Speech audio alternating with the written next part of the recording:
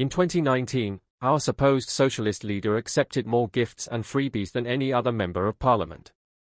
Keir Starmer, the man who promised a government free from controversy, now finds himself entangled in a scandal involving over £107,000 in donations and gifts. These gifts range from football tickets to lavish vacations. Starmer has accepted more freebies than any other MP, 2.5 times more, to be exact.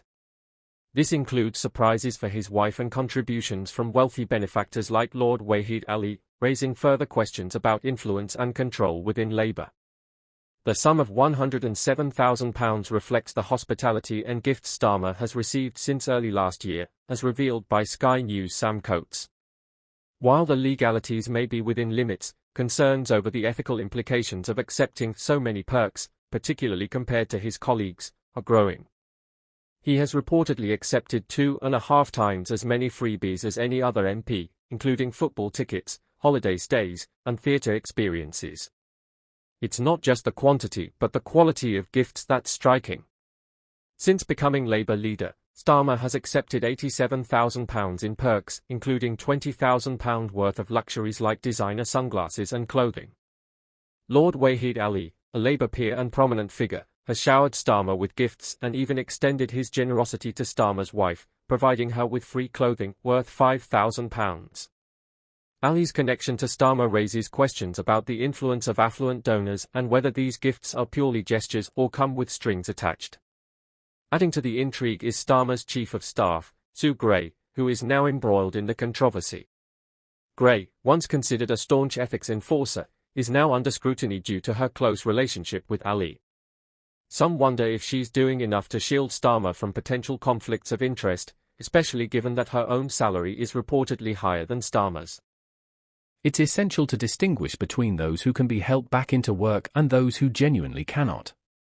There are millions of people with chronic illnesses or severe health conditions who are simply unable to return to employment, and Starmer's remarks have been met with anger from many who feel like he's disregarding their struggles. For instance, during a recent call-in show, Jackie from Birmingham shared her story. She's been working since she was 17 but was in a terrible car accident in 1998 that left her with lasting injuries. She's had multiple surgeries, and despite her efforts to continue working, her health has deteriorated to the point where she can't stand or sit for long periods. People like Jackie are left wondering what someone like Starmer would do to help them when they've already tried everything they can to stay in the workforce. Similarly, Poppy from London expressed her frustration with Starmer's comments. She's been dealing with a chronic illness for over 20 years but has been able to work from home.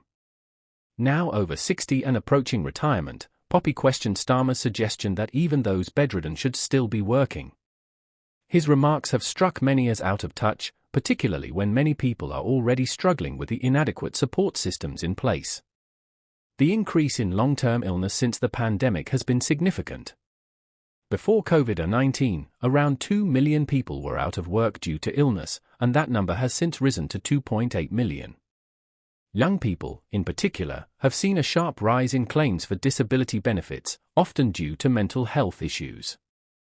The Financial Times reported that in 2008, only 7% of young people aged 16 to 24 reported having a health condition that limited their ability to work. Now, that number has nearly tripled to 20%. Mental health issues have been a major driver behind the rise in benefit claims. Since the pandemic, there has been a significant increase in the number of people receiving benefits for mental and behavioral disorders, particularly among young people. In fact, 69% of new claimants aged 25 and under are receiving benefits for mental health issues.